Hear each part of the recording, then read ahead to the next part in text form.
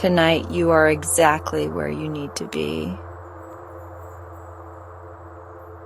You've found your way to a quiet little corner of the night, where the world slows down, the stars begin to whisper, and soft stories drift like moonlight through the dark. I'm so glad you're here. Before we begin tonight's story, I just want to gently ask, if you find comfort in these bedtime moments, it would mean the world if you'd take a second to like this video, subscribe, or even share it with someone else who could use a little peace. Your support helps keep this cozy space glowing night after night. Now settle in, let the day melt away, and let's begin.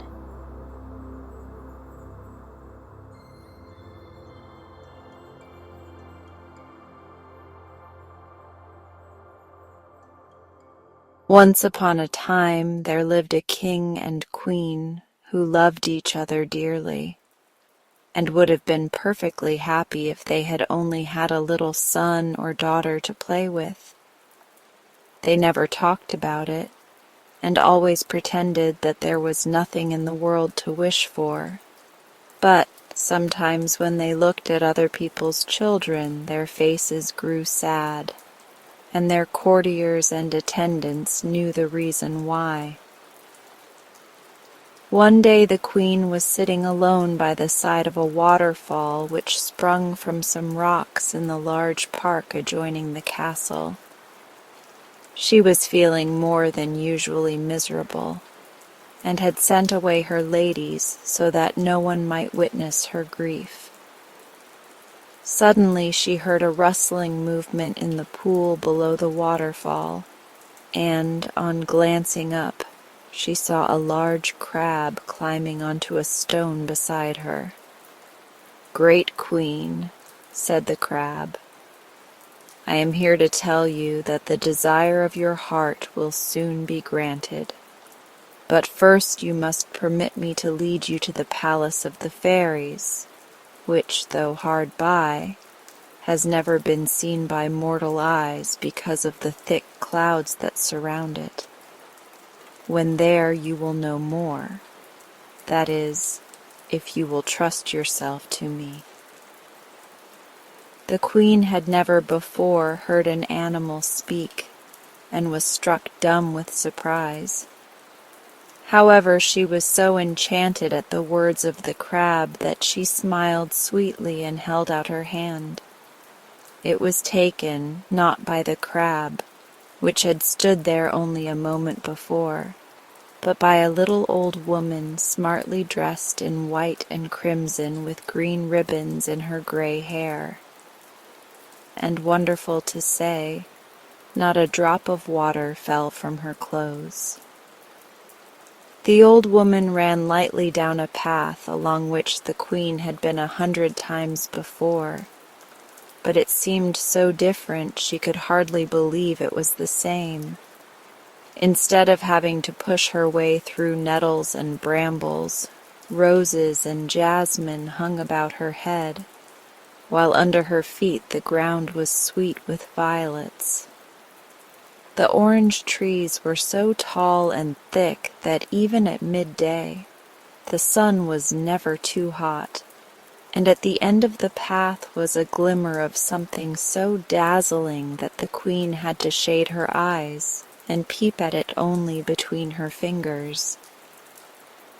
"What can it be?" she asked, turning to her guide, who answered, "Oh, that is the fairies' palace, and here are some of them coming to meet us." As she spoke, the gate swung back and 6 fairies approached, each bearing in her hand a flower made of precious stones, but so like a real one that it was only by touching you could tell the difference. "Madam," they said, We know not how to thank you for this mark of your confidence, but have the happiness to tell you that in a short time you will have a little daughter." The queen was so enchanted at this news that she nearly fainted with joy. But when she was able to speak, she poured out all her gratitude to the fairies for their promised gift. "And now," she said, "I ought not to stay any longer, for my husband will think that I have run away, or that some evil beast has devoured me." In a little while it happened just as the fairies had foretold, and a baby girl was born in the palace. Of course, both the king and queen were delighted, and the child was called Desiree, which means desired, for she had been desired for 5 years before her birth. At first the queen could think of nothing but her new plaything, but then she remembered the fairies who had sent it to her. Bidding her ladies bring her the posy of jeweled flowers which had been given her at the palace, she took each flower in her hand and called it by name, and in turn each fairy appeared before her. But, as unluckily often happens, the one to whom she owed the most, the crab fairy, was forgotten. And by this, as in the case of other babies you have read about, much mischief was wrought. However, for the moment, all was gaiety in the palace, and everybody inside ran to the windows to watch the fairies' carriages, for no two were alike. One had a car of ebony drawn by white pigeons. Another was lying back in her ivory chariot driving 10 black crows, while the rest had chosen rare woods or many-colored seashells, with scarlet and blue macaws, long-tailed peacocks, or green lovebirds for horses. These carriages were only used on occasions of state, for when they went to war, flying dragons, fiery serpents, lions, or leopards took the place of the beautiful birds. The fairies entered the queen's chamber, followed by little dwarfs who carried their presents and looked much prouder than their mistresses. One by one their burdens were spread upon the ground, and no one had ever seen such lovely things. Everything that a baby could possibly wear or play with was there, and besides, they had other and more precious gifts to give her, which only children who have fairies for godmothers can ever hope to possess. They were all gathered round the heap of pink cushions on which the baby lay asleep, when a shadow seemed to fall between them and the sun, while a cold wind blew through the room. Everybody looked up, and there was the crab fairy, who had grown as tall as the ceiling in her anger. "So I am forgotten!" cried she, in a voice so loud that the queen trembled as she heard it. "Who was it soothed you in your trouble? Who was it led you to the fairies? Who was it brought you back in safety to your home again? Yet I am overlooked, while these who have done nothing in comparison are petted and thanked." The queen, almost dumb with terror, in vain tried to think of some explanation or apology, but there was none, and she could only confess her fault and implore forgiveness.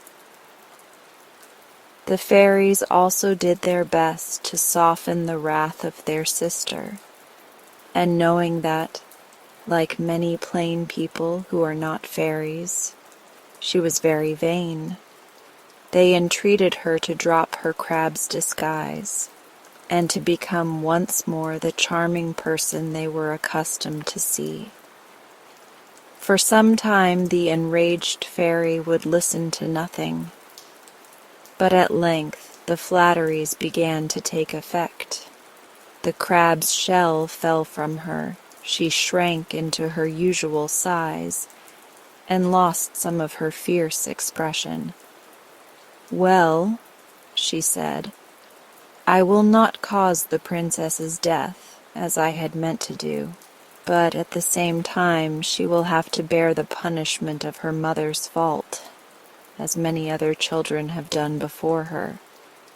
The sentence I pass upon her is, that if she is allowed to see one ray of daylight before her 15th birthday, she will rue it bitterly, and it may perhaps cost her her life."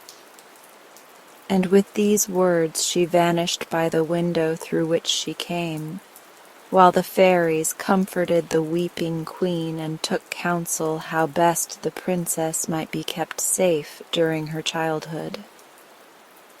At the end of half an hour they had made up their minds what to do, and at the command of the fairies, a beautiful palace sprang up, close to that of the king and queen, but different from every palace in the world and having no windows, and only a door right under the earth. However, once within, daylight was hardly missed, so brilliant were the multitudes of tapers that were burning on the walls. Now, up to this time the princess's history has been like the history of many a princess that you have read about. But when the period of her imprisonment was nearly over, her fortunes took another turn. For almost 15 years the fairies had taken care of her and amused her and taught her, so that when she came into the world she might be no whit behind the daughters of other kings in all that makes a princess charming and accomplished. They all loved her dearly, but the fairy Tulip loved her most of all, and as the princess's 15th birthday drew near, the fairy began to tremble lest something terrible should happen, some accident which had not been foreseen. "Do not let her out of your sight," said Tulip to the queen, "and meanwhile let her portrait be painted and carried to the neighboring courts, as is the custom, in order that the kings may see how far her beauty exceeds that of every other princess, and that they may demand her in marriage for their sons." And so it was done, and as the fairy had prophesied, all the young princes fell in love with the picture, but the last one to whom it was shown could think of nothing else, and refused to let it be removed from his chamber, where he spent whole days gazing at it. The king, his father, was much surprised at the change which had come over his son, who generally passed all his time in hunting or hawking, and his anxiety was increased by a conversation he overheard between two of his courtiers, that they feared the prince must be going out of his mind, so moody had he become. Without losing a moment, the king went to visit his son, and no sooner had he entered the room than the young man flung himself at his father's feet. "You have betrothed me already to a bride I can never love," cried he. "But if you will not consent to break off the match and ask for the hand of the Princess Desiree, I shall die of misery, thankful to be alive no longer." These words much displeased the king, who felt that in breaking off the marriage already arranged, he would almost certainly be bringing on his subjects a long and bloody war. So without answering he turned away, hoping that a few days might bring his son to reason. But the prince's condition grew rapidly so much worse that the king, in despair, promised to send an embassy at once to Desiree's father. This news cured the young man in an instant of all his ills, and he began to plan out every detail of dress and of horses and carriages which were necessary to make the train of the envoy, whose name was Bekasig, as splendid as possible. He longed to form part of the embassy himself, if only in the disguise of a page. But this the king would not allow, and so the prince had to content himself with searching the kingdom for everything that was rare and beautiful to send to the princess. Indeed, he arrived just as the embassy was starting with his portrait, which had been painted in secret by the court painter. The king and queen wished for nothing better than that their daughter marry into such a great and powerful family, and received the ambassador with every sign of welcome. They even wished him to see the Princess Desiree, but this was prevented by the fairy Tulip, who feared some ill might come of it. "And be sure you tell him," added she, "that the marriage cannot be celebrated till she is 15 years old, or else some terrible misfortune will happen to the child." So when Bekasig, surrounded by his train, made a formal request that the Princess Desiree might be given in marriage to his master's son, the king replied that he was much honored and would gladly give his consent, but that no one could even see the princess till her 15th birthday, as the spell laid upon her in her cradle by a spiteful fairy would not cease to work till that was past. The ambassador was greatly surprised and disappointed, but he knew too much about fairies to venture to disobey them. Therefore he had to content himself with presenting the prince's portrait to the queen, who lost no time in carrying it to the princess.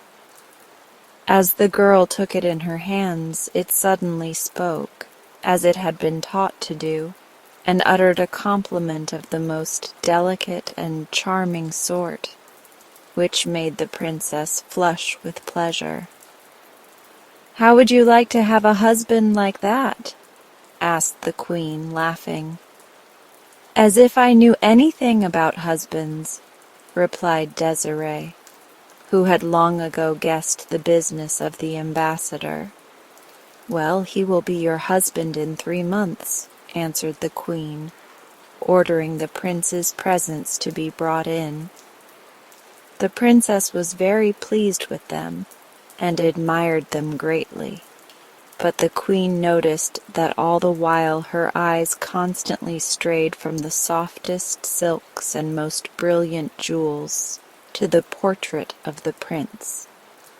The ambassador, finding that there was no hope of his being allowed to see the princess, took his leave and returned to his own court. But here a new difficulty appeared. The prince, though transported with joy at the thought that Desiree was indeed to be his bride, was bitterly disappointed that she had not been allowed to return with Bekasig, as he had foolishly expected. And never having been taught to deny himself anything or to control his feelings, he fell as ill as he had done before. He would eat nothing nor take pleasure in anything, but lay all day on a heap of cushions, gazing at the picture of the princess. "If I have to wait 3 months before I can marry the princess, I shall die," was all this spoilt boy would say. And at length the king, in despair, resolved to send a fresh embassy to Desiree's father to implore him to permit the marriage to be celebrated at once. "I would have presented my prayer in person," he added in his letter, "but my great age and infirmities do not suffer me to travel. However, my envoy has orders to agree to any arrangement that you may propose." On his arrival at the palace, Bekasig pleaded his young master's cause as fervently as the king his father could have done, and entreated that the princess might be consulted in the matter. The queen hastened to the marble tower and told her daughter of the sad state of the prince. As the prince, without risking the doom pronounced over her by the wicked fairy. "I see," she exclaimed joyfully at last. "Let a carriage be built through which no light can come, and let it be brought into my room. I will then get into it, and we can travel swiftly during the night and arrive before dawn at the palace of the prince. Once there, I can remain in some underground chamber where no light can come." "Ah, how clever you are!" cried the queen, clasping her in her arms, and she hurried away to tell the king. "What a wife our prince will have," said Bekasig, bowing low. "But I must hasten back with the tidings, and to prepare the underground chamber for the princess." And so he took his leave. In a few days the carriage commanded by the princess was ready. It was of green velvet, scattered over with large golden thistles, and lined inside with silver brocade embroidered with pink roses. It had no windows, of course, but the fairy tulip, whose counsel had been asked, had managed to light it up with a soft glow that came no one knew whither. It was carried straight up into the great hall of the tower, and the princess stepped into it, followed by her faithful maid of honor, Eglantine, and by her lady-in-waiting, Cerisette, who also had fallen in love with the prince's portrait, and was bitterly jealous of her mistress. The fourth place in the carriage was filled by Cerisette's mother, who had been sent by the queen to look after the three young people. Now the fairy of the fountain was the godmother of the Princess Nera, to whom the prince had been betrothed before the picture of Desiree had made him faithless. She was very angry at the slight put upon her godchild, and from that moment kept careful watch on the princess. In this journey she saw her chance, and it was she who, invisible, sat by Cerisette, and put bad thoughts into the minds of both her and her mother. The way to the city where the prince lived ran for the most part through a thick forest, and every night when there was no moon, and not a single star could be seen through the trees, the guards who traveled with the princess opened the carriage to give it an airing. This went on for several days, till only 12 hours' journey lay between them and the palace. The Cerisette persuaded her mother to cut a great hole in the side of the carriage with a sharp knife which she herself had brought for the purpose. In the forest, the darkness was so intense that no one perceived what she had done.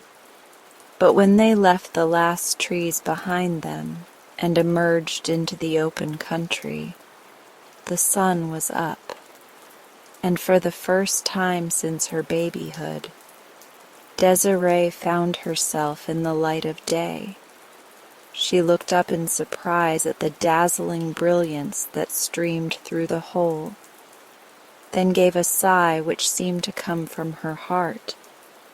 The carriage door swung back as if by magic, and a white doe sprang out, and in a moment was lost to sight in the forest. But quick as she was, Eglantine, her maid of honor, had time to see where she went, and jumped from the carriage in pursuit of her, followed at a distance by the guards. Cerisette and her mother looked at each other in surprise and joy. They could hardly believe in their good fortune, for everything had happened exactly as they wished. The first thing to be done was to conceal the hole which had been cut, and when this was managed, with the help of the angry fairy, though they did not know it, Cerisette hastened to take off her own clothes and put on those of the princess, placing the crown of diamonds on her head. She found this heavier than she expected, but then she had never been accustomed to wear crowns, which makes all the difference.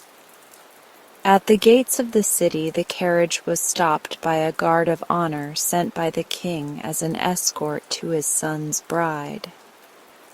Though Cerisette and her mother could of course see nothing of what was going on outside, they heard plainly the shouts of welcome from the crowds along the streets. The carriage stopped at length in the vast hall which Becasigue had prepared for the reception of the princess. The Grand Chamberlain and the Lord High Steward were awaiting her, and when the false bride stepped into the brilliantly lighted room, they bowed low and said they had orders to inform His Highness the moment she arrived. The prince, whom the strict etiquette of the court had prevented from being present in the underground hall, was burning with impatience in his own apartments. "So she had come," cried he, throwing down the bow he had been pretending to mend. "Well, was I not right? Is she not a miracle of beauty and grace? And has she her equal in the whole world?"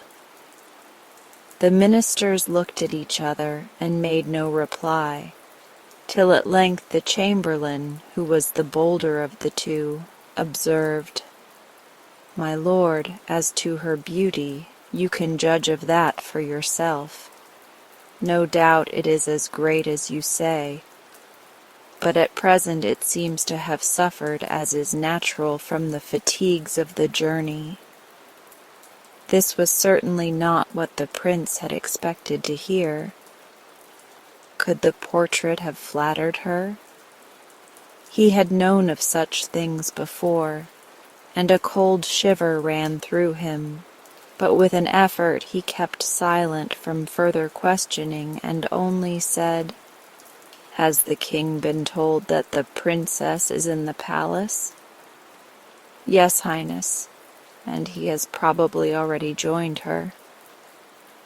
"Then I will go too," said the prince. Weak as he was from his long illness, the prince descended the staircase, supported by the ministers, and entered the room just in time to hear his father's loud cry of astonishment and disgust at the sight of Cerisette. "There has been treachery at work," he exclaimed, while the prince leant dumb with horror against the doorpost.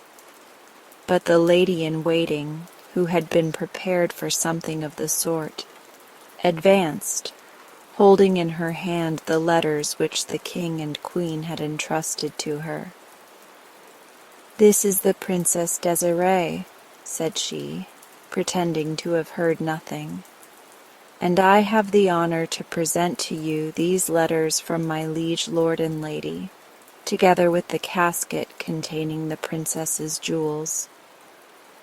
The king did not move or answer her, so the prince, leaning on the arm of Becasigue, approached a little closer to the false princess, hoping against hope that his eyes had deceived him. But the longer he looked, the more he agreed with his father that there was treason somewhere, for in no single respect did the portrait resemble the woman before him.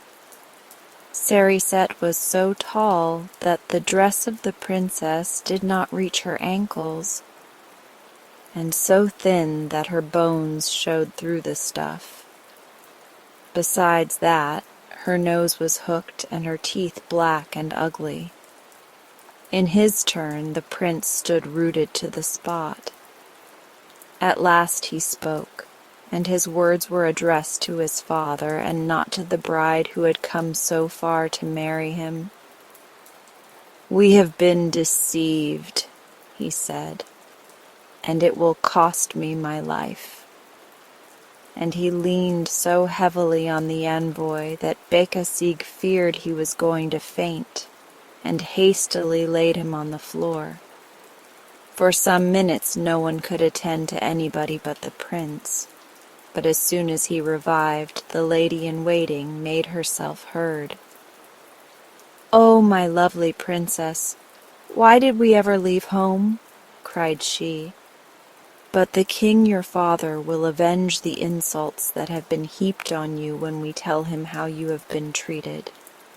"I will tell him myself," replied the king in wrath. "He promised me a wonder of beauty. He has sent me a skeleton. I am not surprised that he has kept her for 15 years hidden away from the eyes of the world. Take them both away," he continued, turning to his guards, "and lodge them in the state prison. There is something more I have to learn of this matter." His orders were obeyed, and the prince, loudly bewailing his sad fate, was led back to bed, where for many days he lay in a high fever.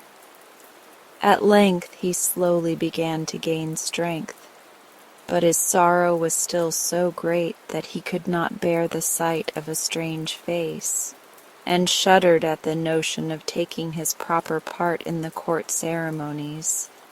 Unknown to the king, or to anybody but Becasigue, he planned that, as soon as he was able, he would make his escape and pass the rest of his life alone in some solitary place. It was some weeks before he had regained his health sufficiently to carry out his design, but finally, one beautiful starlight night, the two friends stole away, and when the king woke next morning he found a letter lying by his bed, saying that his son had gone, he knew not whither. He wept bitter tears at the news, for he loved the prince dearly, but he felt that perhaps the young man had done wisely, and he trusted to time and Becasigue's influence to bring the wanderer home. And while these things were happening, what had become of the white doe? Though when she sprang from the carriage she was aware that some unkind fate had changed her into an animal, yet till she saw herself in a stream, she had no idea what it was. "Is it really I, Desiree?" she said to herself, weeping. "What wicked fairy can have treated me so, and shall I never, never take my own shape again? My only comfort that in this great forest full of lions and serpents my life will be a short one." Now the fairy Tulip was as much grieved at the sad fate of the princess as Desiree's own mother could have been if she had known of it. Still, she could not help feeling that if the king and queen had listened to her advice, the girl would by this time be safely in the walls of her new home. However, she loved Desiree too much to let her suffer more than could be helped, and it was she who guided Eglantine to the place where the white doe was standing, cropping the grass which was her dinner. At the sound of footsteps the pretty creature lifted her head, and when she saw her faithful companion approaching, she bounded towards her, and rubbed her head on Eglantine's shoulder. The maid of honor was surprised, but she was fond of animals, and stroked the white doe tenderly, speaking gently to her all the while. Suddenly the beautiful creature lifted her head and looked up into Eglantine's face, with tears streaming from her eyes. A thought flashed through her mind, and quick as lightning the girl flung herself on her knees and lifting the animal's feet kissed them one by one. "My princess! Oh, my dear princess!" cried she. And again the white doe rubbed her head against her, for thought the spiteful fairy had taken away her power of speech. She had not deprived her of her reason. All day long the two remained together, and when Eglantine grew hungry, she was led by the white doe to a part of the forest where pears and peaches grew in abundance. But as night came on, the maid of honor was filled with the terrors of wild beasts which had beset the princess during her first night in the forest. "Is there no hut or cave we could go into?" asked she. But the doe only shook her head, and the two sat down and wept with fright. The fairy Tulip, who in spite of her anger was very soft-hearted, was touched at their distress and flew quickly to their help. "I cannot take away the spell altogether," she said, "for the fairy of the fountain is stronger than I, but I can shorten the time of your punishment and am able to make it less hard, for as soon as darkness fall you shall resume your own shape." To think that by and by she would cease to be a white doe, indeed that she would at once cease to be one during the night, was for the present joy enough for Desiree, and she skipped about on the grass in the prettiest manner. "Go straight down the path in front of you," continued the fairy, smiling as she watched her.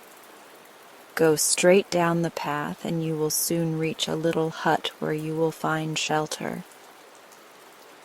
And with these words she vanished, leaving her hearers happier than they ever thought they could be again.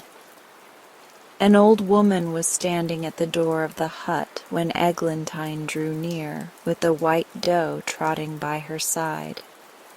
"Good evening," she said. "Could you give me a night's lodging for myself and my doe?" "Certainly I can," replied the old woman, and she led them into a room with two little white beds, so clean and comfortable that it made you sleepy even to look at them. The door had hardly closed behind the old woman when the sun sank below the horizon, and Desiree became a girl again. "Oh, Eglantine, what should I have done if you had not followed me?" she cried, and she flung herself into her friend's arms in a transport of delight. Early in the morning, Eglantine was awakened by the sound of someone scratching at the door, and on opening her eyes, she saw the white doe struggling to get out. The little creature looked up and into her face, and nodded her head as the maid of honor unfastened the latch, but bounded away into the woods, and was lost to sight in a moment. Meanwhile the prince and Becasigue were wandering through the wood, till at last the prince grew so tired that he lay down under a tree, and told Becasigue that he had better go in search of food, and of some place where they could sleep. Becasigue had not gone very far, when a turn of the path brought him face to face with the old woman who was feeding her doves before her cottage. "Could you give me some milk and fruit?" asked he. "I am very hungry myself, and besides, I have left a friend behind me who is still weak from illness." "Certainly I can," answered the old woman, "but come and sit down in my kitchen while I catch the goat and milk it." Becasigue was glad enough to do as he was bid, and in a few minutes the old woman returned with a basket brimming over with oranges and grapes. "If your friend has been ill, he should not pass the night in the forest," said she. "I have room in my hut. Tiny enough, it is true, but better than nothing, and to that you are both heartily welcome." Becasigue thanked her warmly, and as by this time it was almost sunset, he set out to fetch the prince. It was while he was absent that Eglantine and the white doe entered the hut, and having of course no idea that in the very next room was the man whose childish impatience had been the cause of all their troubles. In spite of his fatigue, the prince slept badly, and directly it was light he rose, and bidding Becasigue remain where he was, as he wished to be alone, he strolled out into the forest. He walked on slowly, just as his fancy led him, till suddenly he came to a wide open space, and in the middle was the white doe quietly eating her breakfast. She bounded off at the sight of a man, but not before the prince, who had fastened on his bow without thinking, had let fly several arrows, which the fairy tulip took care should do her no harm. But, quickly as she ran, she soon felt her strength failing her, for 15 years of life in a tower had not taught her how to exercise her limbs. Luckily, the prince was too weak to follow her far, and a turn of a path brought her close to the hut, where Eglantine was awaiting her. Panting for breath, she entered their room and flung herself down on the floor, when it was dark again, and she was once more the Princess Desiree. She told Eglantine what had befallen her. "I feared the fairy of the fountain and the cruel beasts," said she, "but somehow I never thought of the dangers that I ran from men. I do not know now what saved me." "You must stay quietly here till the time of your punishment is over," answered Eglantine. But when the morning dawned and the girl turned into a doe, the longing for the forest came over her, and she sprang away as before. As soon as the prince was awake, he hastened to the place where only the day before he had found the white doe feeding.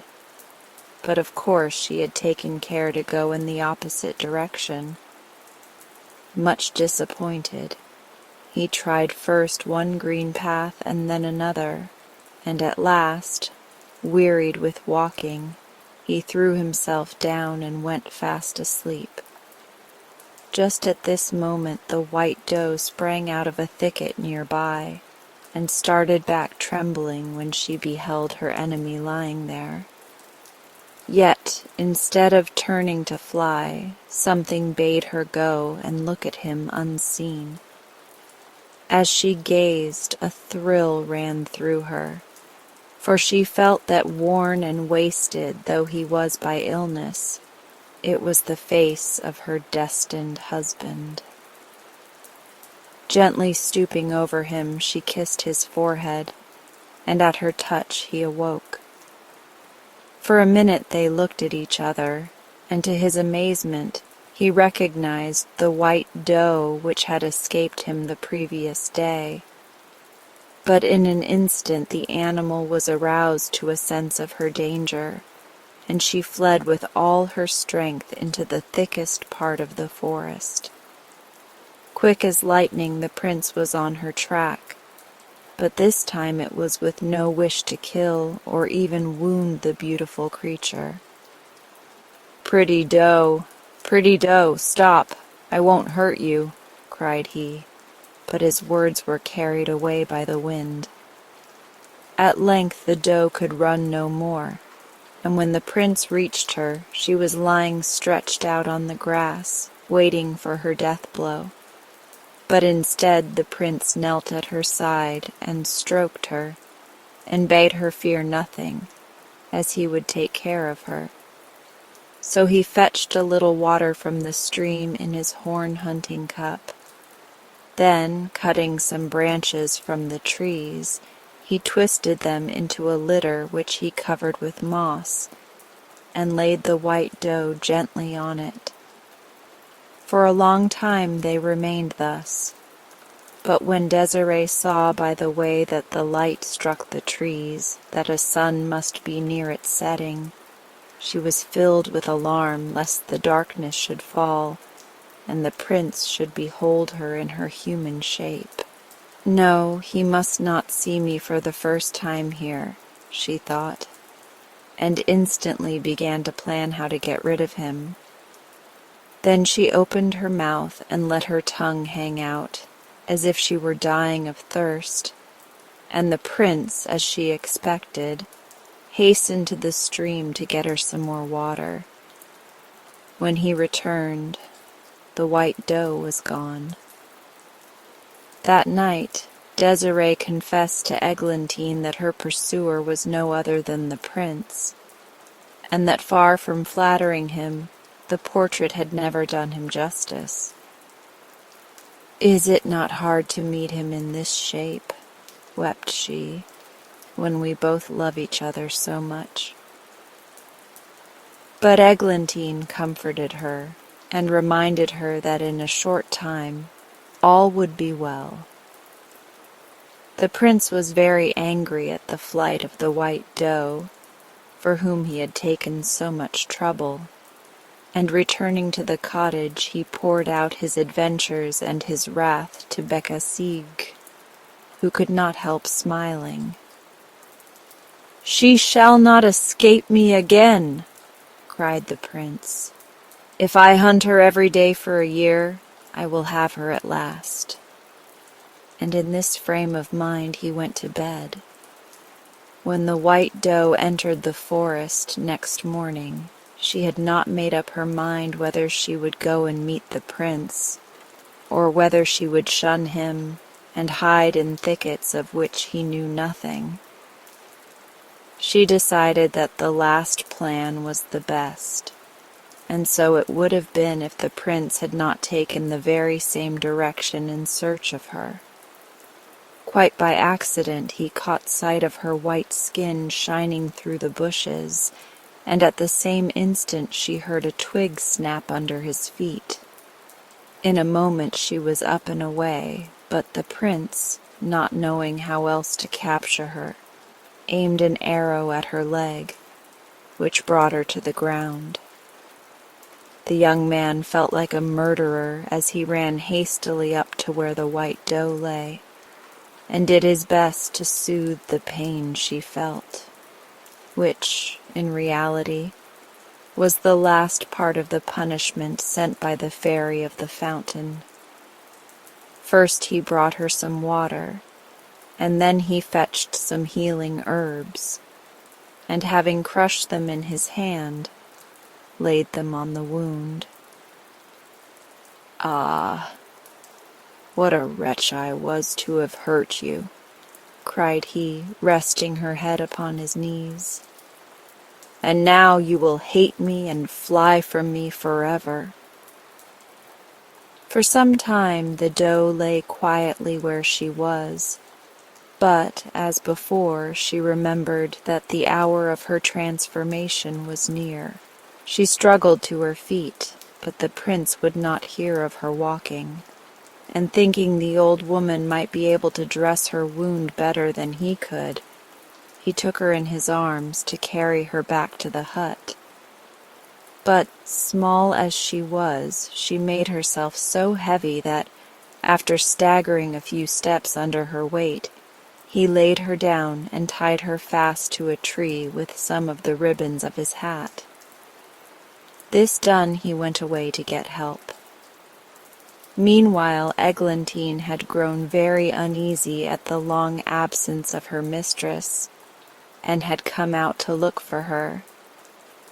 Just as the prince passed out of sight, the fluttering ribbons danced before her eyes, and she descried her beautiful princess bound to a tree. With all her might she worked at the knots, but not a single one could she undo, though all appeared so easy. She was still busy with them when a voice behind her said, "Pardon me, fair lady, but it is my doe you are trying to steal." "Excuse me, good knight," answered Eglantine, hardly glancing at him, "but it is my doe that is tied up here, and if you wish for a proof of it, you can see if she knows me or not. Touch my heart, my little one," she continued, dropping on her knees, and the doe lifted up its forefoot and laid it on her side. "Now put your arms round my neck and sigh." And again the doe did as she was bid. "You are right," said the prince, "but it is with sorrow I give her up to you, for though I have wounded her yet, I love her deeply." To this Eglantine answered nothing, but carefully raising up the doe, she led her slowly to the hut. Now both the prince and Becasigue were quite unaware that the old woman had any guests besides themselves, and following afar, were much surprised to behold Eglantine and her charge enter the cottage. They lost no time in questioning the old woman, who replied that she knew nothing about the lady and her white doe, who slept next the chamber occupied by the prince and his friend, but that they were very quiet and paid her well. Then she went back to her kitchen. "Do you know," said Becasigue when they were alone, "I am certain that the lady we saw is the maid of honor to the Princess Desiree, whom I met at the palace. And as her room is next to this, it will be easy to make a small hole through which I can satisfy myself whether I am right or not." So, taking a knife out of his pocket, he began to saw away the woodwork. The girls heard the grating noise, but fancying it was a mouse, paid no attention, and Becasigue was left in peace to pursue his work. At length the hole was large enough for him to peep through, and the sight was one to strike him dumb with amazement. He had guessed truly. The tall lady was Eglantine herself, but the other, where had he seen her? Ah, now he knew. It was the lady of the portrait. Desiree, in a flowing dress of green silk, was lying stretched out upon cushions, and as Eglantine bent over her to bathe the wounded leg, she began to talk. "Oh, let me die," cried she, "rather than go on leading this life. You cannot tell the misery of being a beast all the day and unable to speak to the man I love, to whose impatience I owe my cruel fate. Yet even so I cannot bring myself to hate him." These words, low though they were spoken, reached Becasigue, who could hardly believe his ears. He stood silent for a moment. Then, crossing to the window out of which the prince was gazing, he took his arm and led him across the room. A single glance was sufficient to show the prince that it was indeed Desiree, and how another had come to the palace bearing her name, at that instant he neither knew nor cared. Stealing on tiptoe from the room, he knocked at the next door, which was opened by Eglantine, who thought it was the old woman bearing their supper. She started back at the sight of the prince, whom this time she also recognized. But he thrust her aside and flung himself at the feet of Desiree, to whom he poured out all his heart. Dawn found them still conversing, and the sun was high in the heavens before the princess perceived that she retained her human form. Ah, how happy she was when she knew that the days of her punishment were over, and with a glad voice she told the prince the tale of her enchantment. So the story ended well after all, and the fairy Tulip, who turned out to be the old woman of the hut, made the young couple such a wedding feast as had never been seen since the world began.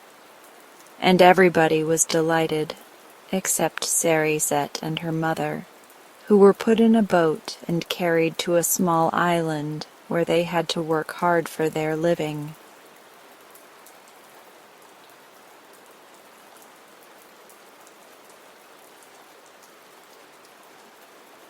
One time, a Nook became tired of his beautiful life and longed for something new to do. The Nooks have more wonderful powers than any other immortal folk, except, perhaps, the fairies and Ryls. So one would suppose that a Nook who might gain anything he desired by a simple wish could not be otherwise than happy and contented. But such was not the case with Popopo, the Nook we are speaking of. He had lived thousands of years and had enjoyed all the wonders he could think of.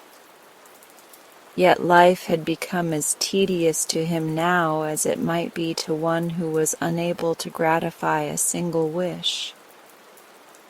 Finally, by chance, Popopo thought of the earth people who dwell in cities, and so he resolved to visit them and see how they lived.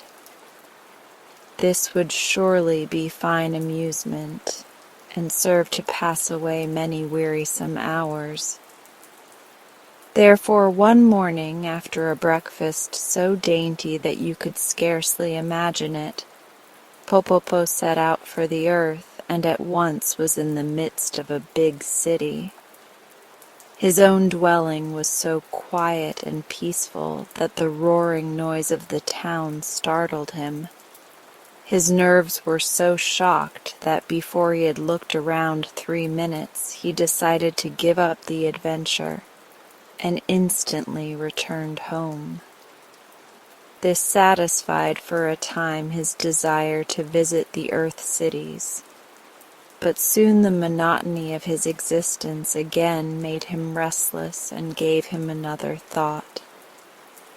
At night the people slept, and the cities would be quiet.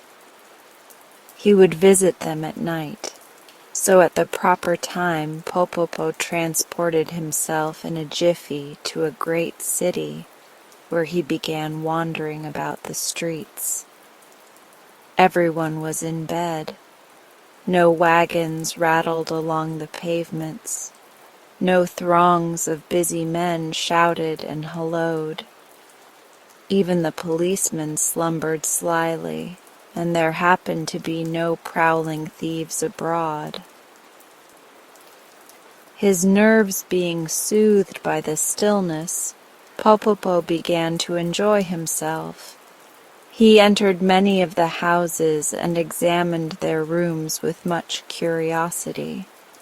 Locks and bolts made no difference to a Nook, and he saw as well in darkness as in daylight. After a time he strolled into the business portion of the city. Stores are unknown among the immortals, who have no need of money or of barter and exchange. So Popopo was greatly interested by the novel sight of so many collections of goods and merchandise. During his wanderings he entered a millinery shop and was surprised to see within a large glass case a great number of women's hats, each bearing in one position or another a stuffed bird. Indeed, some of the most elaborate hats had 2 or 3 birds upon them. Now Nooks are the especial guardians of birds, and love them dearly. To see so many of his little friends shut up in a glass case annoyed and grieved Popopo, who had no idea they had purposely been placed upon the hats by the milliner. So he slid back one of the doors of the case, gave the little chirruping whistle of the knooks that all birds know well, and called, "Come, friends, the door is open. Fly out." Popopo did not know the birds were stuffed, but stuffed or not, every bird is bound to obey a knook's whistle and a knook's call. So they left the hats, flew out of the case, and began fluttering about the room. "Poor dears," said the kind-hearted knook, "you long to be in the fields and forests again." Then he opened the outer door for them and cried, "Off with you! Fly away, my beauties, and be happy again." The astonished birds at once obeyed, and when they had soared away into the night air, the knook closed the door and continued his wandering through the streets.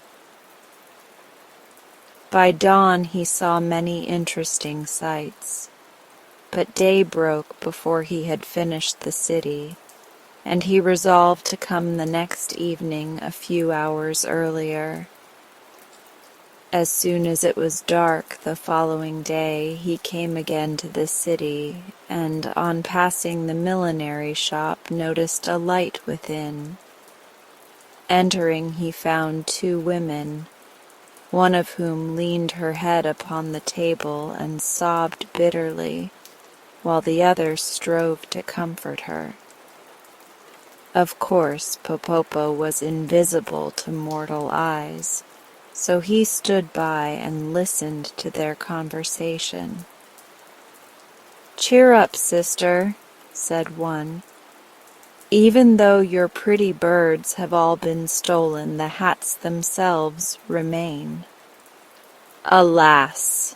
cried the other, who was the milliner, "no one will buy my hats partly trimmed, for the fashion is to wear birds upon them, and if I cannot sell my goods I shall be utterly ruined." Then she renewed her sobbing, and the knook stole away, feeling a little ashamed to realize that in his love for the birds he had unconsciously wronged one of the earth people and made her unhappy. This thought brought him back to the millinery shop later in the night, when the two women had gone home. He wanted in some way to replace the birds upon the hats, that the poor woman might be happy again. So he searched until he came upon a nearby cellar full of little gray mice, who lived quite undisturbed and gained a livelihood by gnawing through the walls into neighboring houses and stealing food from the pantries. "Here are just the creatures," thought Popopo, "to place upon the woman's hats. Their fur is almost as soft as the plumage of the birds, and it strikes me the mice are remarkably pretty and graceful animals. Moreover, they now pass their lives in stealing, and were they obliged to remain always upon women's hats, their morals would be much improved." So he exercised a charm that drew all the mice from the cellar and placed them upon the hats in the glass case, where they occupied the places the birds had vacated and looked very becoming, at least in the eyes of the unworldly knook. To prevent their running about and leaving the hats, Popopo rendered them motionless, and then he was so pleased with his work that he decided to remain in the shop and witness the delight of the milliner when she saw how daintily her hats were now trimmed. She came in the early morning, accompanied by her sister, and her face wore a sad and resigned expression. After sweeping and dusting the shop and drawing the blinds, she opened the glass case and took out a hat. But when she saw a tiny gray mouse nestling among the ribbons and laces, she gave a loud shriek, and dropping the hat, sprang with one bound to the top of the table. The sister, knowing the shriek to be one of fear, leaped upon a chair and exclaimed, "What is it? Oh, what is it?" "A mouse!" gasped the milliner, trembling with terror. Popopo, seeing this commotion, now realized that mice are especially disagreeable to human beings, and that he had made a grave mistake in placing them upon the hats. So he gave a low whistle of command that was heard only by the mice. Instantly they all jumped from the hats, dashed out the open door of the glass case, and scampered away to their cellar. But this action so frightened the milliner and her sister that after giving several loud screams they fell upon their backs on the floor and fainted away. Popopo was a kind-hearted Knook, but on witnessing all this misery caused by his own ignorance of the ways of humans, he straightway wished himself at home, and so left the poor women to recover as best they could. Yet he could not escape a sad feeling of responsibility, and after thinking upon the matter, he decided that since he had caused the milliner's unhappiness by freeing the birds, he could set the matter right by restoring them to the glass case. He loved the birds, and disliked to condemn them to slavery again, but that seemed the only way to end the trouble. So he set off to find the birds. They had flown a long distance, but it was nothing to Popopo to reach them in a second, and he discovered them sitting upon the branches of a big chestnut tree and singing gaily. When they saw the Knook, the birds cried, "Thank you, Popopo. Thank you for setting us free." "Do not thank me," returned the Knook, "for I have come to send you back to the millinery shop." "Why?" demanded a blue jay angrily, while the others stopped their songs. "Because I find the woman considers you her property, and your loss has caused her much unhappiness," answered Popopo. "But remember how unhappy we were in her glass case," said a robin redbreast gravely. "And as for being her property, you are a Knook, and the natural guardian of all birds. So you know that nature created us free. To be sure, wicked men shot and stuffed us and sold us to the milliner, but the idea of our being her property is nonsense." Popopo was puzzled. "If I leave you free," he said, "wicked men will shoot you again, and you will be no better off than before." "Pooh!" exclaimed the blue jay. "We cannot be shot now, for we are stuffed. Indeed, 2 men fired several shots at us this morning, but the bullets only ruffled our feathers and buried themselves in our stuffing. We do not fear men now." "Listen," said Popopo sternly, for he felt the birds were getting the best of the argument. "The poor milliner's business will be ruined if I do not return you to her shop. It seems you are necessary to trim the hats properly. It is the fashion for women to wear birds upon their headgear, so the poor milliner's wares, although beautified by lace and ribbons, are worthless unless you are perched upon them." "Fashions," said a blackbird solemnly, "are made by men. What law is there among birds or nooks that requires us to be the slaves of fashion?" "What have we to do with fashions, anyway?" screamed a linnet. "If it were the fashion to wear nooks perched upon women's hats, would you be contented to stay there?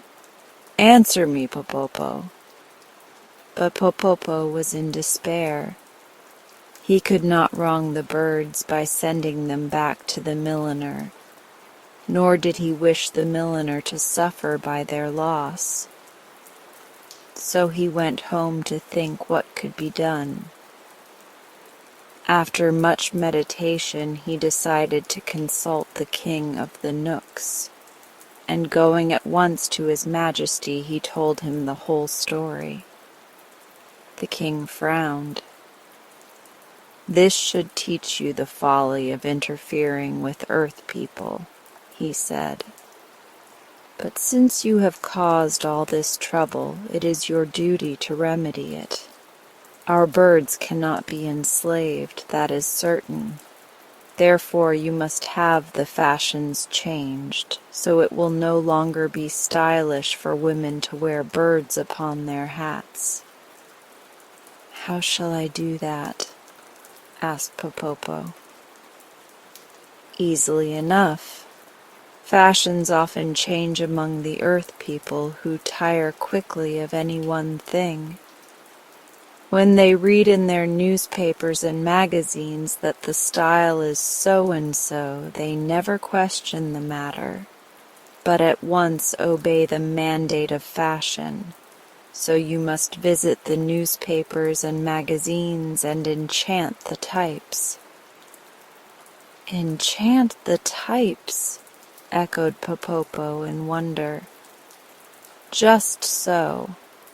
Make them read that it is no longer the fashion to wear birds upon hats. That will afford relief to your poor milliner, and at the same time set free thousands of our darling birds who have been so cruelly used." Popopo thanked the wise king and followed his advice.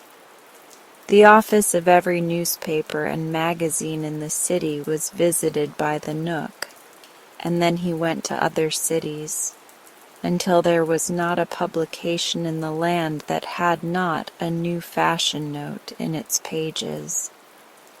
Sometimes Popopo enchanted the types, so that whoever read the print would see only what the Knook wished them to. Sometimes he called upon the busy editors and befuddled their brains until they wrote exactly what he wanted them to. Mortals seldom know how greatly they are influenced by fairies, nooks, and ryls, who often put thoughts into their heads that only the wise little immortals could have conceived. The following morning, when the poor milliner looked over her newspaper, she was overjoyed to read that no woman could now wear a bird upon her hat and be in style, for the newest fashion required only ribbons and laces. Popopo after this found much enjoyment in visiting every millinery shop he could find and giving new life to the stuffed birds which were carelessly tossed aside as useless. And they flew to the fields and forests with songs of thanks to the good Knook who had rescued them. Sometimes a hunter fires his gun at a bird and then wonders why he did not hit it. But having read this story, you will understand that the bird must have been a stuffed one from some millinery shop, which cannot, of course, be killed by a gun. On one of the upper branches of the Congo River lived an ancient and aristocratic family of hippopotamuses, which boasted a pedigree dating back beyond the days of Noah, beyond the existence of mankind. far into the dim ages when the world was new. They had always lived upon the banks of this same river, so that every curve and sweep of its waters, every pit and shallow of its bed, every rock and stump and wallow upon its bank was as familiar to them as their own mothers. And they are living there yet, I suppose. Not long ago the queen of this tribe of hippopotamuses had a child which she named Kio, because it was so fat and round. Still, that you may not be misled, I will say that in the hippopotamus language, Kio, properly translated, means fat and lazy, instead of fat and round. However, no one called the queen's attention to this error, because her tusks were monstrous long and sharp, and she thought Kio the sweetest baby in the world. He was, indeed, all right for a hippopotamus. He rolled and played in the soft mud of the river bank, and waddled inland to nibble the leaves of the wild cabbage that grew there, and was happy and contented from morning till night. And he was the jolliest hippopotamus that ancient family had ever known. His little red eyes were forever twinkling with fun, and he laughed his merry laugh on all occasions, whether there was anything to laugh at or not. Therefore the black people who dwelt in that region called him Ippy, the jolly one, although they dared not come anigh him on account of his fierce mother, and his equally fierce uncles and aunts and cousins who lived in a vast colony upon the river bank. And while these black people who lived in little villages scattered among the trees dared not openly attack the royal family of hippopotamuses, they were amazingly fond of eating hippopotamus meat whenever they could get it.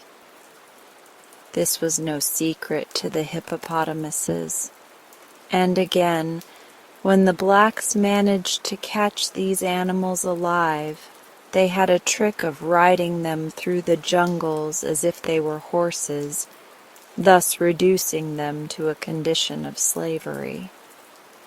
Therefore, having these things in mind, whenever the tribe of hippopotamuses smelled the oily odor of black people, they were accustomed to charge upon them furiously, and if by chance they overtook one of the enemy, they would rip him with their sharp tusks, or stamp him into the earth with their huge feet.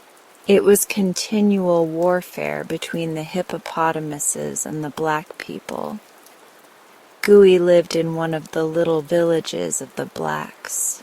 He was the son of the chief's brother and grandson of the village sorcerer, the latter being an aged man known as the boneless wonder, because he could twist himself into as many coils as a serpent, and had no bones to hinder his bending his flesh into any position. This made him walk in a wobbly fashion, but the black people had great respect for him. Gui's hut was made of branches of trees stuck together with mud, and his clothing consisted of a grass mat tied around his middle. But his relationship to the chief and the sorcerer gave him a certain dignity, and he was much addicted to solitary thought. Perhaps it was natural that these thoughts frequently turned upon his enemies, the hippopotamuses, and that he should consider many ways of capturing them. Finally, he completed his plans, and set about digging a great pit in the ground, midway between two sharp curves of the river. When the pit was finished, he covered it over with small branches of trees and strewed earth upon them, smoothing the surface so artfully that no one would suspect there was a big hole underneath.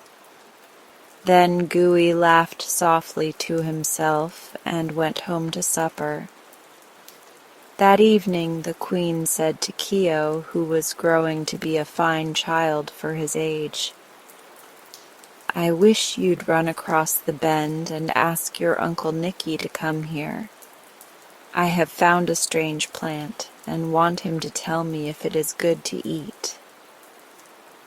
The Jolly One laughed heartily as he started upon his errand, for he felt as important as a boy does when he is sent for the first time to the corner grocery to buy a yeast cake. "Guck, uck, uck, uck, guck, uck, uck, uck," was the way he laughed. And if you think a hippopotamus does not laugh this way, you have but to listen to one, and you will find I am right. He crawled out of the mud where he was wallowing and tramped away through the bushes, and the last his mother heard as she lay half in and half out of the water was his musical "Guck, uck, uck, uck," dying away in the distance. Keo was in such a happy mood that he scarcely noticed where he stepped, so he was much surprised when, in the middle of a laugh, the ground gave way beneath him, and he fell to the bottom of Gooey's deep pit. He was not badly hurt, but had bumped his nose severely as he went down, so he stopped laughing and began to think how he should get out again. Then he found the walls were higher than his head, and that he was a prisoner. So he laughed a little at his own misfortune, and the laughter soothed him to sleep, so that he snored all through the night until daylight came. When Gooey peered over the edge of the pit next morning, he exclaimed, "Why, 'tis Ippy, the Jolly One." Keo recognized the scent of a black man and tried to raise his head high enough to bite him, seeing which Gooey spoke in the hippopotamus language which he had learned from his grandfather the sorcerer. "Have peace, little one, you are my captive."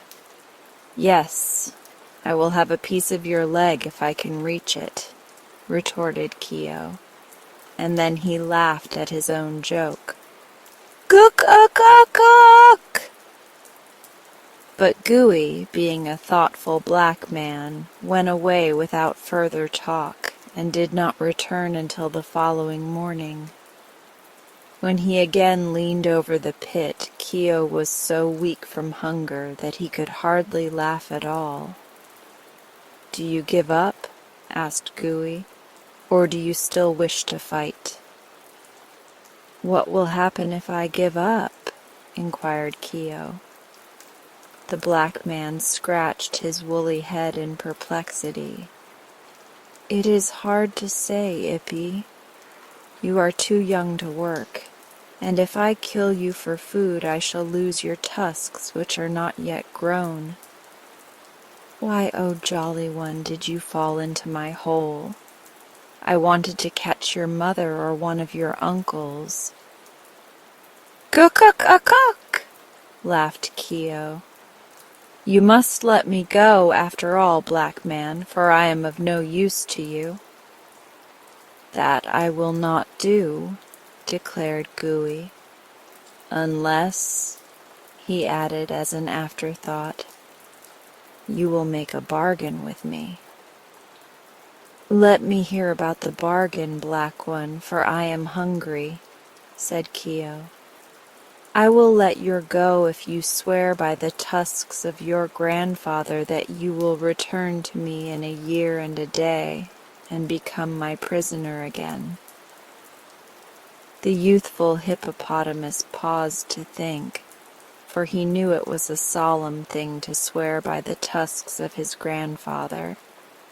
But he was exceedingly hungry, and a year and a day seemed a long time off. So he said, with another careless laugh, "Very well.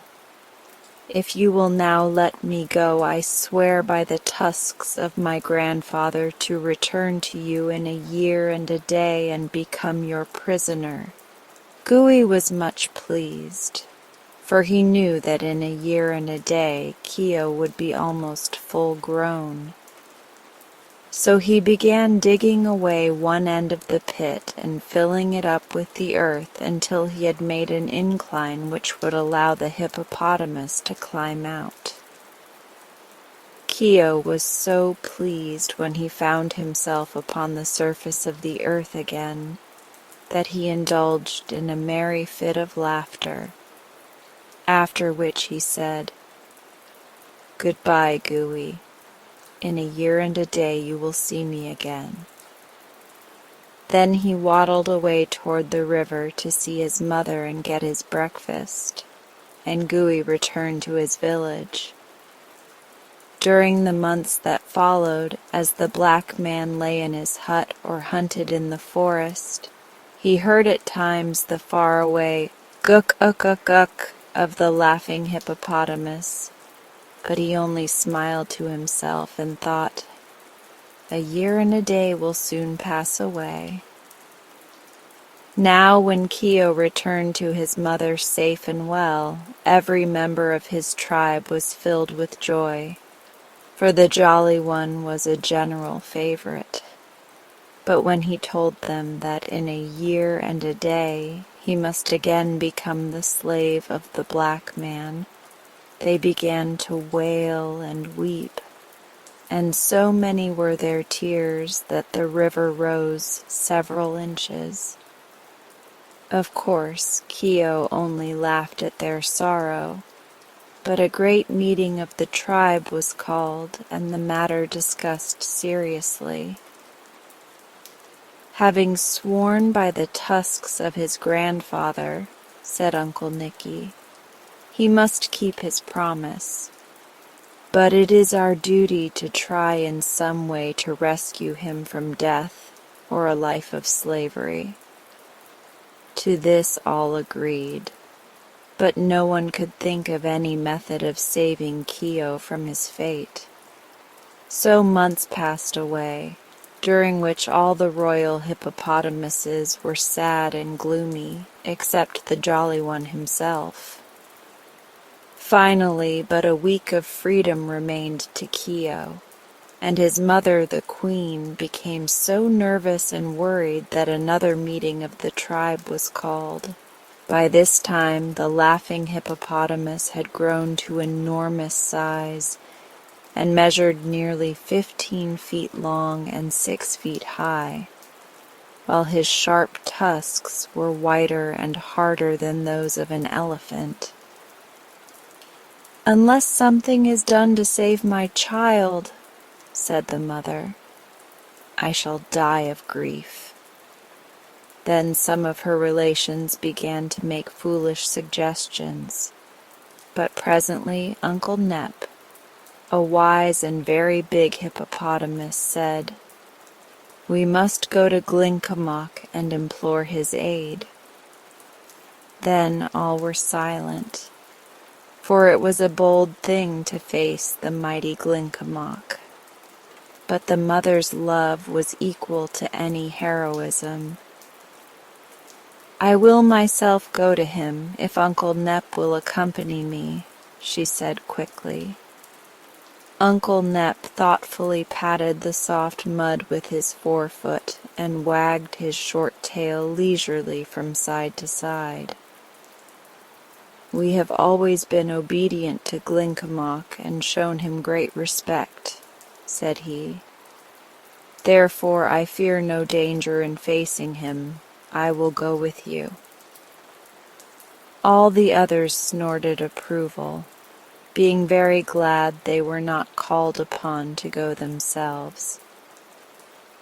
So the queen and Uncle Nep, with Keo swimming between them, set out upon their journey.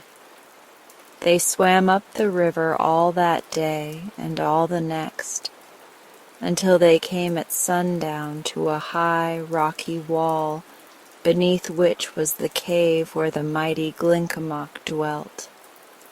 This fearful creature was part beast, part man, part fowl, and part fish. It had lived since the world began. Through years of wisdom it had become part sorcerer, part wizard, part magician, and part fairy. Mankind knew it not, but the ancient beasts knew and feared it.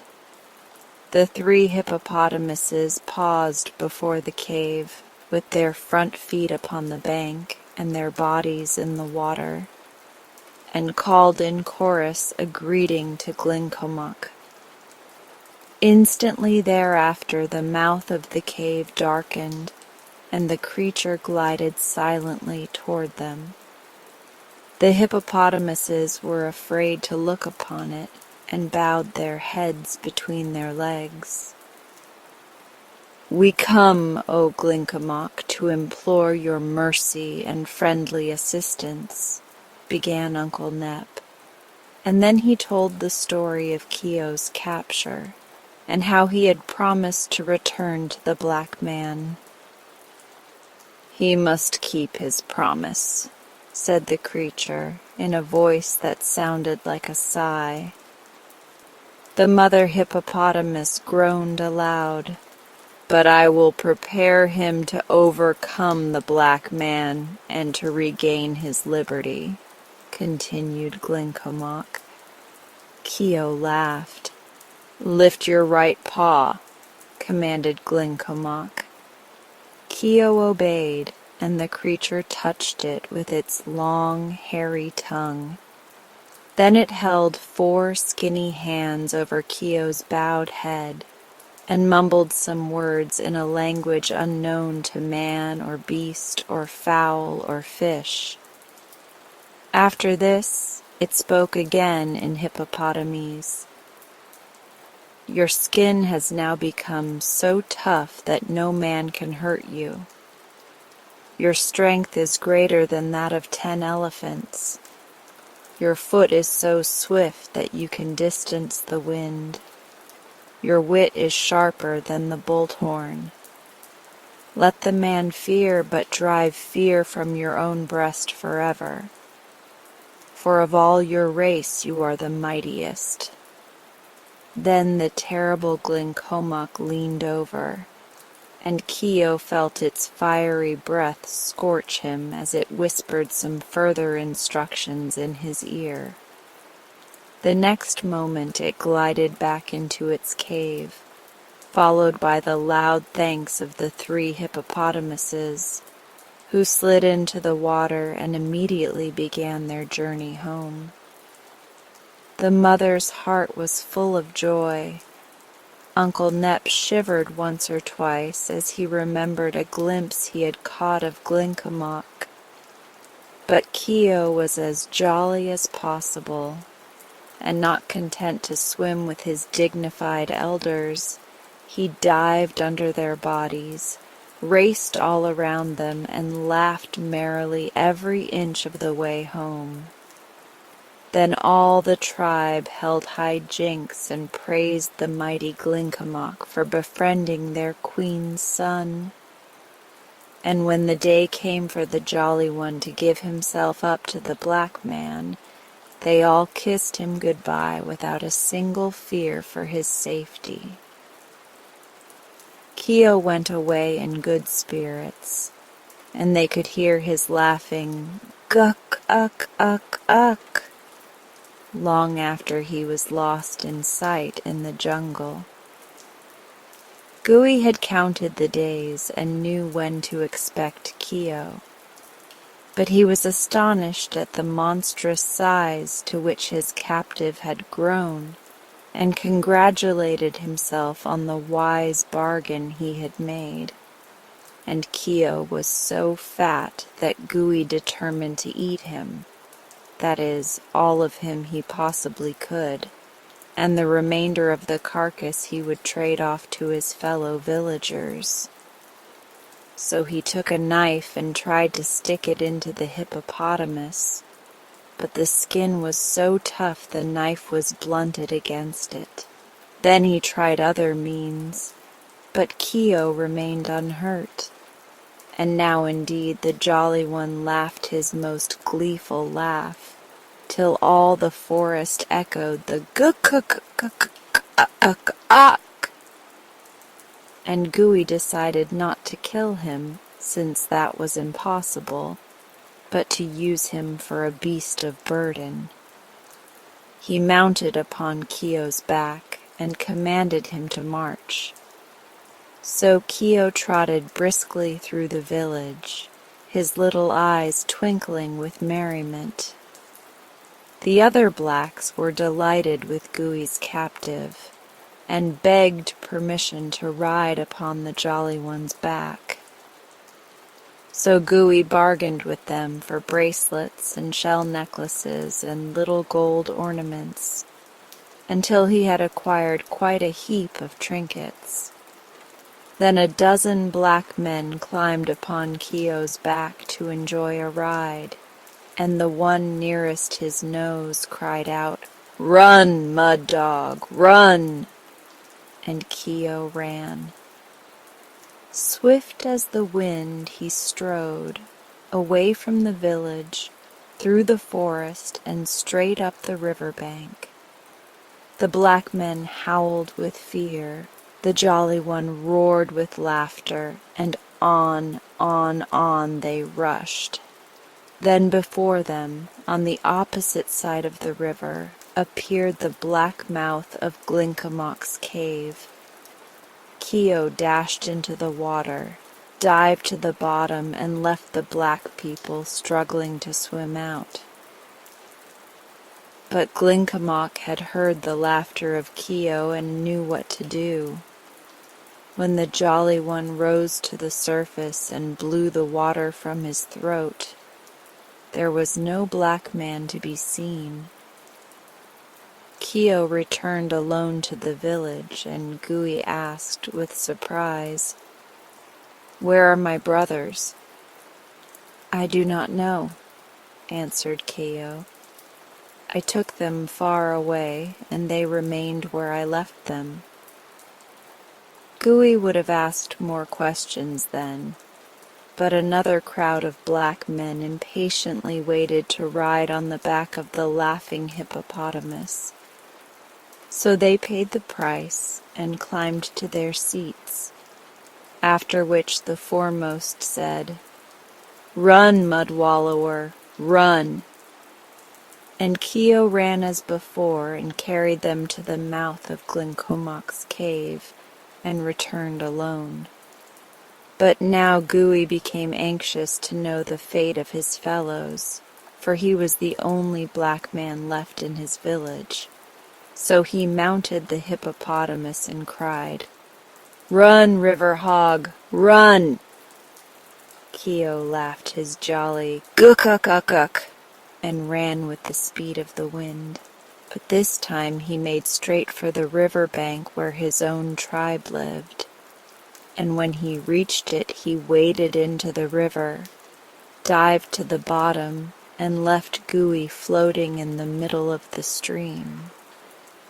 The black man began swimming toward the right bank, but there he saw Uncle Nep and half the royal tribe waiting to stamp him into the soft mud. So he turned toward the left bank, and there stood the Queen Mother and Uncle Nicky, red-eyed and angry, waiting to tear him with their tusks.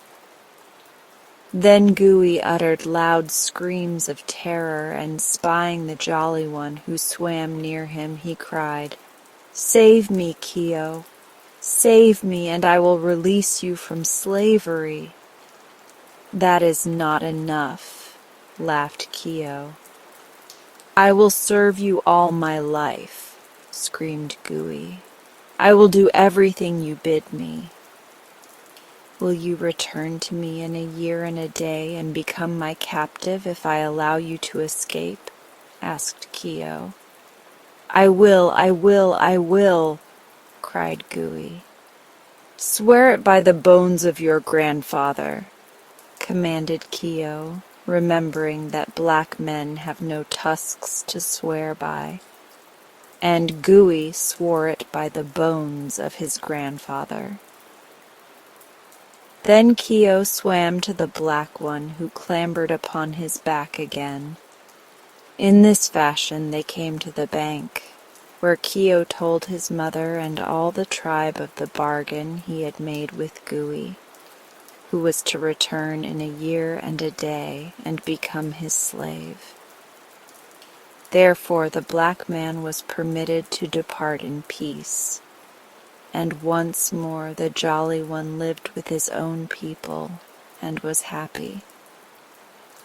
When a year and a day had passed, Keo began watching for the return of Gooey, but he did not come, then or ever afterwards.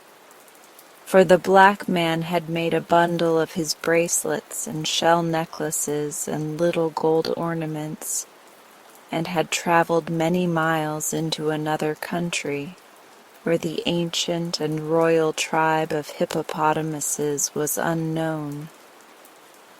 And he set up for a great chief because of his riches, and people bowed down before him. By day he was proud and swaggering, but at night he tumbled and tossed upon his bed and could not sleep. His conscience troubled him, for he had sworn by the bones of his grandfather, and his grandfather had no bones.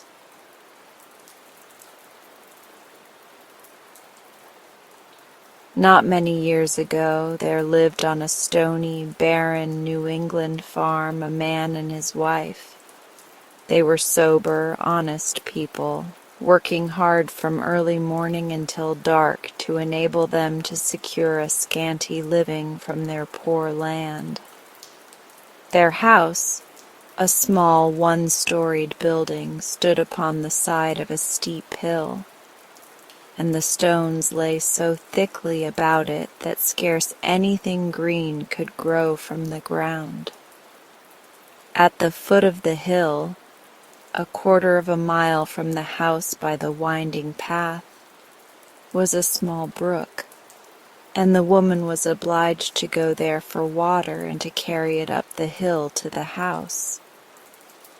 This was a tedious task, and with the other hard work that fell to her share had made her gaunt and bent and lean.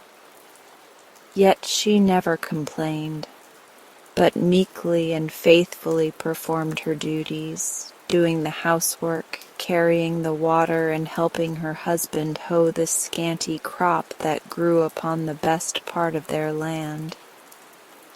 One day, as she walked down the path to the brook, her big shoes scattering the pebbles right and left, she noticed a large beetle lying upon its back and struggling hard with its little legs to turn over, that its feet might again touch the ground. But this it could not accomplish, so the woman, who had a kind heart, reached down and gently turned the beetle with her finger. At once it scampered from the path, and she went on to the brook. The next day, as she came for water, she was surprised to see the beetle again lying upon its back and struggling helplessly to turn. Once more the woman stopped and set him upon his feet, and then, as she stooped over the tiny creature, she heard a small voice say, "Oh, thank you. Thank you so much for saving me." Half frightened at hearing a beetle speak in her own language, the woman started back and exclaimed, "La sakes! Surely you can't talk like humans." Then, recovering from her alarm, She again bent over the beetle, who answered her. "Why shouldn't I talk if I have anything to say?" "'Cause you're a bug," replied the woman. "That is true, and you saved my life, saved me from my enemies, the sparrows. And this is the second time you have come to my assistance, so I owe you a debt of gratitude. Bugs value their lives as much as human beings, and I am a more important creature than you, in your ignorance, may suppose. But tell me, why do you come each day to the brook?"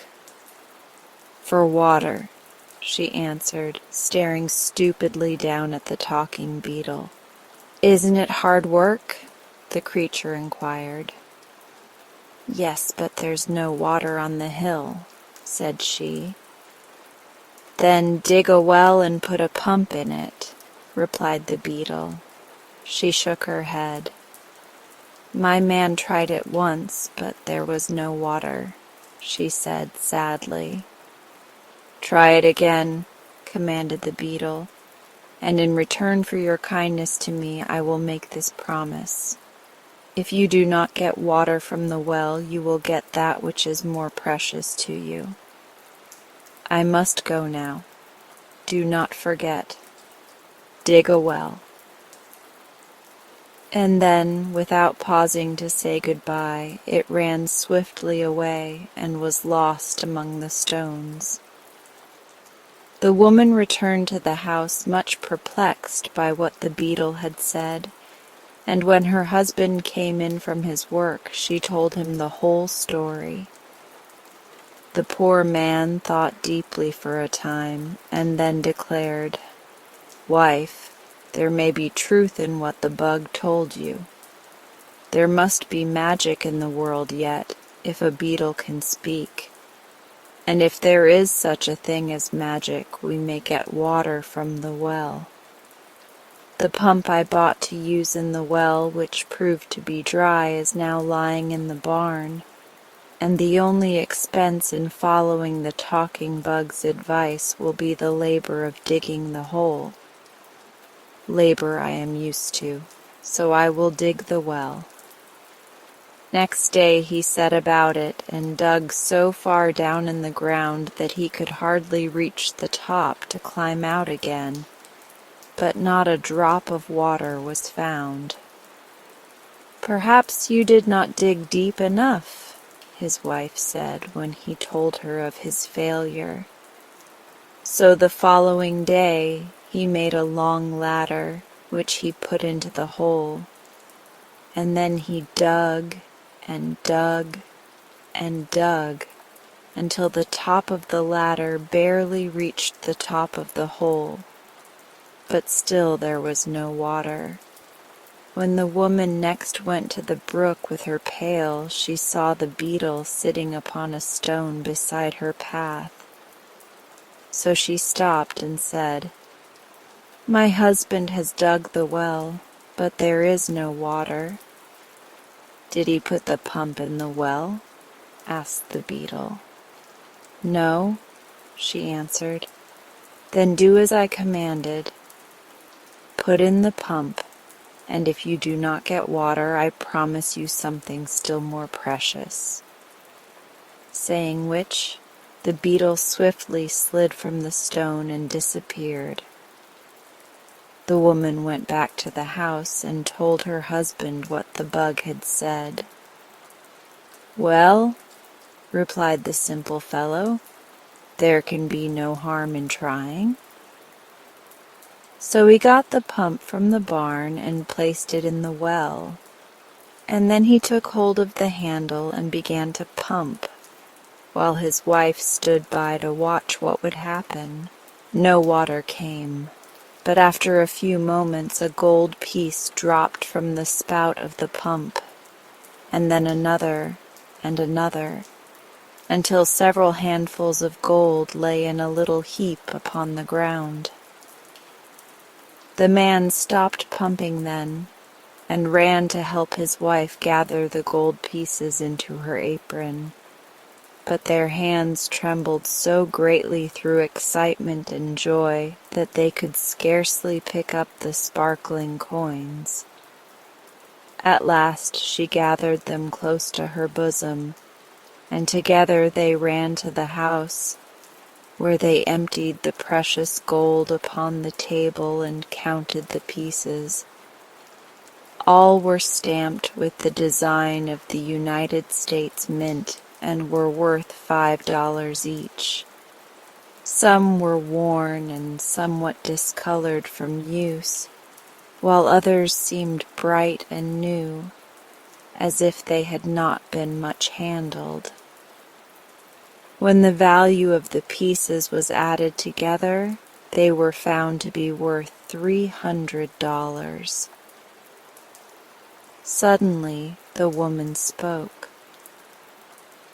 "Husband," the beetle said truly when he declared we should get something more precious than water from the well. "But run at once and take away the handle from the pump, lest anyone should pass this way and discover our secret."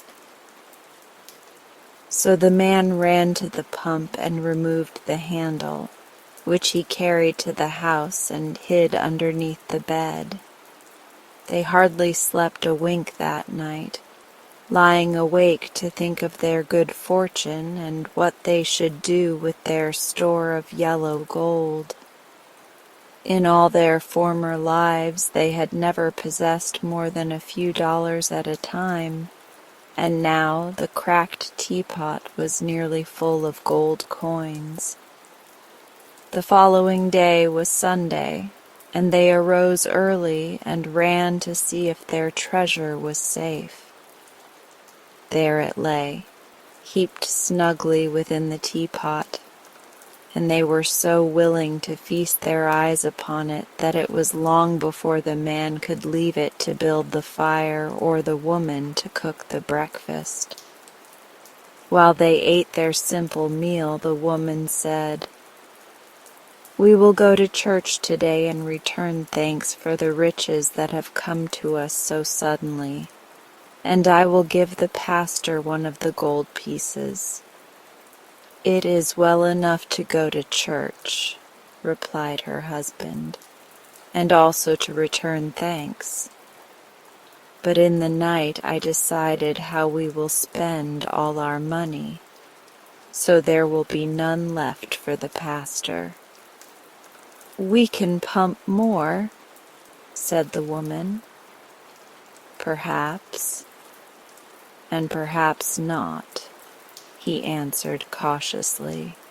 "What we have we can depend upon, but whether or not there be more in the well I cannot say." "Then go and find out," she returned, "for I am anxious to give something to the pastor who is a poor man and deserving." So the man got the pump handle from beneath the bed, and going to the pump, fitted it in place. Then he set a large wooden bucket under the spout and began to pump. To their joy, the gold pieces soon began flowing into the pail, and seeing it about to run over the brim, the woman brought another pail. But now the stream suddenly stopped, and the man said cheerfully, "That is enough for today, good wife. We have added greatly to our treasure, and the parson shall have his gold piece. Indeed, I think I shall also put a coin into the contribution box." Then, because the teapot would hold no more gold, the farmer emptied the pail into the wood box, covering the money with dried leaves and twigs, that no one might suspect what lay underneath. Afterward they dressed themselves in their best clothing and started for the church, each taking a bright gold piece from the teapot as a gift to the pastor. Over the hill and down into the valley beyond they walked, feeling so gay and light-hearted that they did not mind the distance at all. At last they came to the little country church and entered just as the services began. Being proud of their wealth and of the gifts they had brought for the pastor, they could scarcely wait for the moment when the deacon passed the contribution box. But at last the time came, and the farmer held his hand high over the box and dropped the gold piece so that all the congregation could see what he had given. The woman did likewise, feeling important and happy at being able to give the good parson so much. The parson, watching from the pulpit, saw the gold drop into the box, and could hardly believe that his eyes did not deceive him. However, when the box was laid upon his desk, there were the 2 gold pieces, and he was so surprised that he nearly forgot his sermon. When the people were leaving the church at the close of the services, the good man stopped the farmer and his wife and asked, "Where did you get so much gold?" The woman gladly told him how she had rescued the beetle, and how, in return, they had been rewarded with the wonderful pump. The pastor listened to it all gravely, and when the story was finished, he said,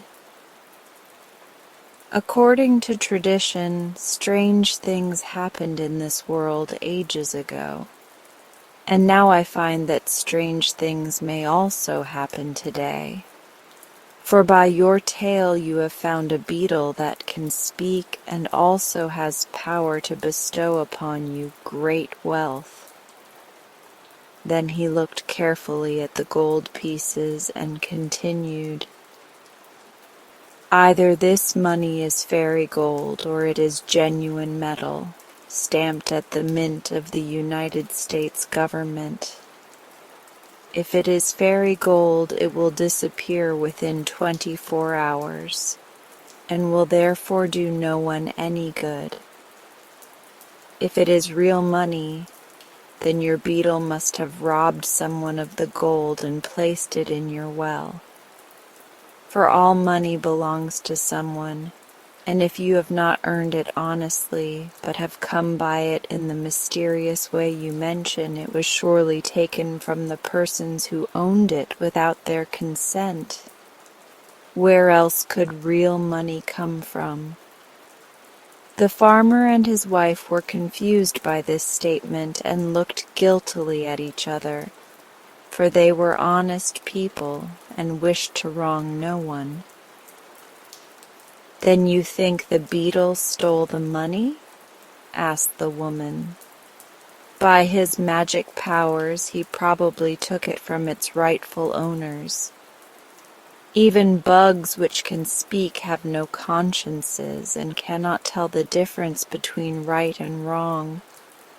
With a desire to reward you for your kindness, the beetle took from its lawful possessors the money you pumped from the well." "Perhaps it really is fairy gold," suggested the man. "If so, we must go to the town and spend the money before it disappears." "That would be wrong," answered the pastor, "for then the merchants would have neither money nor goods. To give them fairy gold would be to rob them." "What then shall we do?" asked the poor woman, wringing her hands with grief and disappointment. "Go home and wait until tomorrow. If the gold is then in your possession, it is real money and not fairy gold. But if it is real money, you must try to restore it to its rightful owners. Take also these pieces which you have given me, for I cannot accept gold that is not honestly come by." Sadly, the poor people returned to their home, being greatly disturbed by what they had heard. Another sleepless night was passed, and on Monday morning they arose at daylight and ran to see if the gold was still visible. "It is real money after all," cried the man, "for not a single piece has disappeared." When the woman went to the brook that day, she looked for the beetle, and sure enough, there he sat upon the flat stone. "Are you happy now?" asked the beetle, as the woman paused before him. "We are very unhappy," she answered. "For, although you have given us much gold, our good parson says it surely belongs to someone else, and was stolen by you to reward us." "Your parson may be a good man," returned the beetle with some indignation, "but he certainly is not overwise. Nevertheless, if you do not want the gold, I can take it from you as easily as I gave it." "But we do want it," cried the woman fearfully. "That is," she added, "if it is honestly come by." "It is not stolen," replied the beetle sulkily, "and now belongs to no one but yourselves. When you saved my life, I thought how I might reward you, and knowing you to be poor, I decided gold would make you happier than anything else. You must know," he continued, "that although I appear so small and insignificant, I am really king of all the insects, and my people obey my slightest wish. Living as they do close to the ground, the insects often come across gold and other pieces of money which have been lost by men and have fallen into cracks or crevasses, or become covered with earth or hidden by grass or weeds. Whenever my people find money in this way, they report the fact to me, but I have always let it lie, because it could be of no possible use to an insect. However, when I decided to give you gold, I knew just where to obtain it without robbing any of your fellow creatures. Thousands of insects were at once sent by me in every direction to bring the pieces of lost gold to this hill. It cost my people several days of hard labor, as you may suppose. But by the time your husband had finished the well, the gold began to arrive from all parts of the country, and during the night my subjects dumped it all into the well, so you may use it with a clear conscience, knowing that you wrong no one." This explanation delighted the woman, and when she returned to the house and reported to her husband what the beetle had said, he also was overjoyed. So they at once took a number of the gold pieces and went to the town to purchase provisions and clothing, and many things of which they had long stood in need. But so proud were they of their newly acquired wealth that they took no pains to conceal it. They wanted everyone to know they had money, and so it was no wonder that when some of the wicked men in the village saw the gold, they longed to possess it themselves. "If they spend this money so freely," whispered one to another, "there must be a great store of gold at their home." "That is true," was the answer. "Let us hasten there before they return and ransack the house." So they left the village and hurried away to the farm on the hill, where they broke down the door and turned everything topsy-turvy until they had discovered the gold in the wood box and the teapot. It did not take them long to make this into bundles, which they slung upon their backs and carried off. And it was probably because they were in a great hurry that they did not stop to put the house in order again.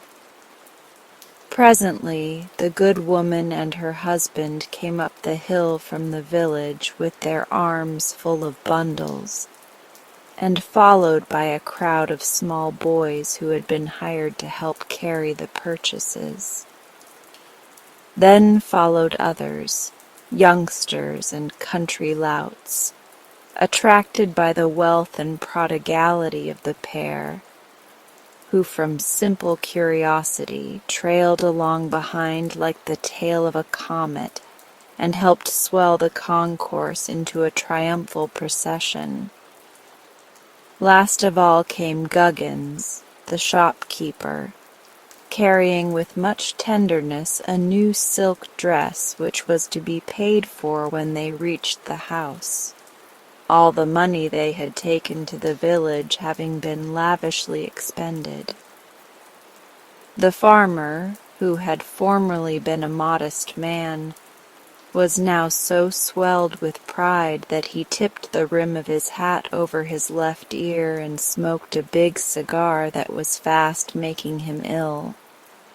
His wife strutted along beside him like a peacock, enjoying to the full the homage and respect her wealth had won from those who formerly deigned not to notice her, and glancing from time to time at the admiring procession in the rear. But alas for their newborn pride! When they reached the farmhouse, they found the door broken in, the furniture strewn in all directions, and their treasure stolen to the very last gold piece. The crowd grinned and made slighting remarks of a personal nature, and Guggins, the shopkeeper, demanded in a loud voice the money for the silk dress he had brought. Then the woman whispered to her husband to run and pump some more gold while she kept the crowd quiet, and he obeyed quickly. But after a few moments he returned with a white face to tell her the pump was dry, and not a gold piece could now be coaxed from the spout. The procession marched back to the village, laughing and jeering at the farmer and his wife, who had pretended to be so rich, and some of the boys were naughty enough to throw stones at the house from the top of the hill. Mr. Guggins carried away his dress after severely scolding the woman for deceiving him, and when the couple at last found themselves alone, their pride had turned to humiliation and their joy to bitter grief. Just before sundown, the woman dried her eyes and, having resumed her ordinary attire, went to the brook for water. When she came to the flat stone, she saw the king beetle sitting upon it. "The well is dry," she cried out angrily. "Yes," answered the beetle calmly. "You have pumped from it all the gold my people could find."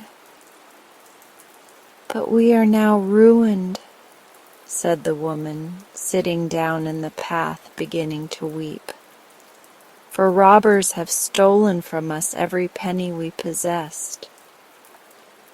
"I'm sorry," returned the beetle, "but it is your own fault. Had you not made so great a show of your wealth, no one would have suspected you possessed a treasure or thought to rob you. As it is, you have merely lost the gold which others have lost before you. It will probably be lost many times more before the world comes to an end. "But what are we to do now?" she asked. "What did you do before I gave you the money?" "We worked from morning till night," said she. "Then work still remains for you," remarked the beetle composedly. "No one will ever try to rob you of that, you may be sure." And he slid from the stone and disappeared for the last time. This story should teach us to accept good fortune with humble hearts and to use it with moderation. For had the farmer and his wife resisted the temptation to display their wealth ostentatiously, they might have retained it to this very day. The king of the polar bears lived among the icebergs in the far north country. He was old and monstrous big. He was wise and friendly to all who knew him. His body was thickly covered with long white hair that glistened like silver under the rays of the midnight sun. His claws were strong and sharp, that he might walk safely over the smooth ice or grasp and tear the fishes and seals upon which he fed. The seals were afraid when he drew near, and tried to avoid him. But the gulls, both white and gray, loved him because he left the remnants of his feasts for them to devour. Often his subjects, the polar bears, came to him for advice when ill or in trouble, but they wisely kept away from his hunting grounds, lest they might interfere with his sport and arouse his anger. The wolves, who sometimes came as far north as the icebergs, whispered among themselves that the king of the polar bears was either a magician or under the protection of a powerful fairy, for no earthly thing seemed able to harm him. He never failed to secure plenty of food, and he grew bigger and stronger day by day and year by year. Yet the time came when this monarch of the north met man, and his wisdom failed him. He came out of his cave among the icebergs one day, and saw a boat moving through the strip of water which had been uncovered by the shifting of the summer ice. In the boat were men. The great bear had never seen such creatures before, and therefore advanced toward the boat, sniffing the strange scent with aroused curiosity, and wondering whether he might take them for friends or foes, food or carrion. When the king came near the water's edge, a man stood up in the boat, and with a queer instrument made a loud bang. The polar bear felt a shock. His brain became numb, his thoughts deserted him, his great limbs shook and gave way beneath him, and his body fell heavily upon the hard ice. That was all he remembered for a time. When he awoke, he was smarting with pain on every inch of his huge bulk, for the men had cut away his hide with its glorious white hair and carried it with them to a distant ship. Above him circled thousands of his friends the gulls, wondering if their benefactor were really dead and it was proper to eat him. But when they saw him raise his head and groan and tremble, they knew he still lived. And one of them said to his comrades, "The wolves were right. The king is a great magician, for even men cannot kill him, but he suffers for lack of covering. Let us repay his kindness to us by each giving him as many feathers as we can spare." This idea pleased the gulls. One after another they plucked with their beaks the softest feathers from under their wings, and flying down, dropped then gently upon the body of the king of the polar bears. Then they called to him in a chorus, "Courage, friend! Our feathers are as soft and beautiful as your own shaggy hair. They will guard you from the cold winds and warm you while you sleep. Have courage then, and live." And the king of the polar bears had courage to bear his pain, and lived and was strong again. The feathers grew as they had grown upon the bodies of the birds, and covered him as his own hair had done. Mostly they were pure white in color, but some from the gray gulls gave his majesty a slight mottled appearance. The rest of that summer and all through the 6 months of night, the king left his icy cavern only to fish or catch seals for food. He felt no shame at his feathery covering, but it was still strange to him, and he avoided meeting any of his brother bears. During this period of retirement he thought much of the men who had harmed him, and remembered the way they had made the great bang, and he decided it was best to keep away from such fierce creatures. Thus he added to his store of wisdom. When the moon fell away from the sky and the sun came to make the icebergs glitter with the gorgeous tintings of the rainbow, 2 of the polar bears arrived at the king's cavern to ask his advice about the hunting season. But when they saw his great body covered with feathers instead of hair, they began to laugh, and one said, "Our mighty king has become a bird. Who ever before heard of a feathered polar bear?"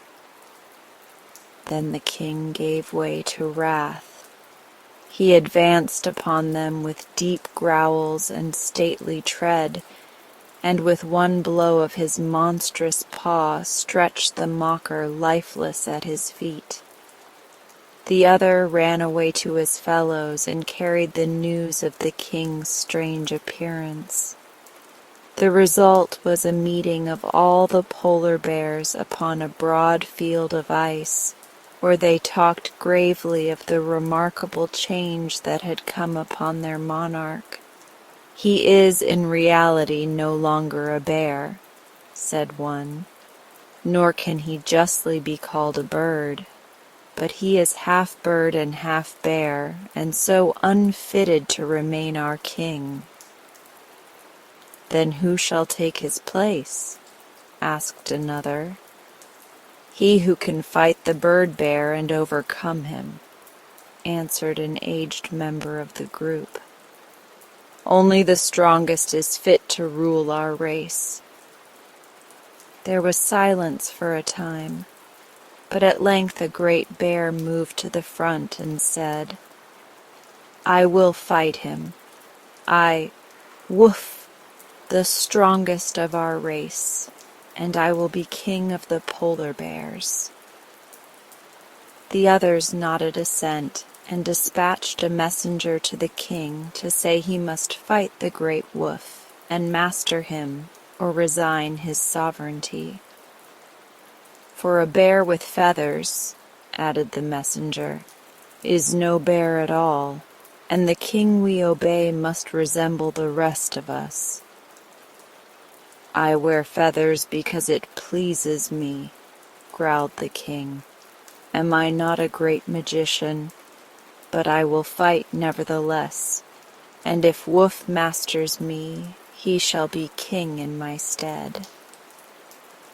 Then he visited his friends, the gulls, who were even then feasting upon the dead bear, and told them of the coming battle.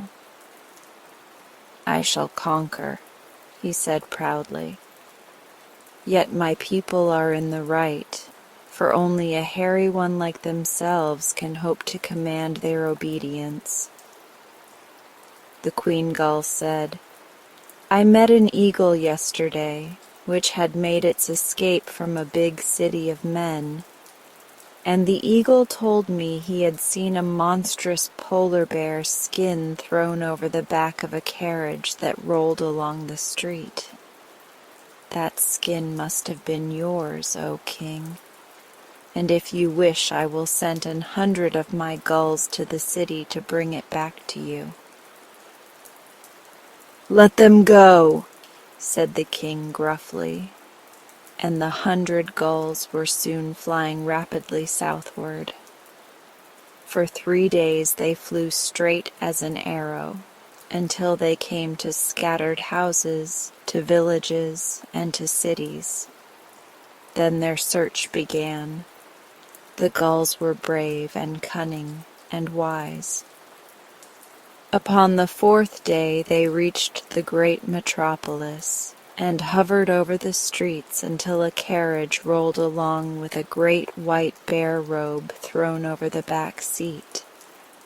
Then the birds swooped down, the whole 100 of them, and seizing the skin in their beaks flew quickly away.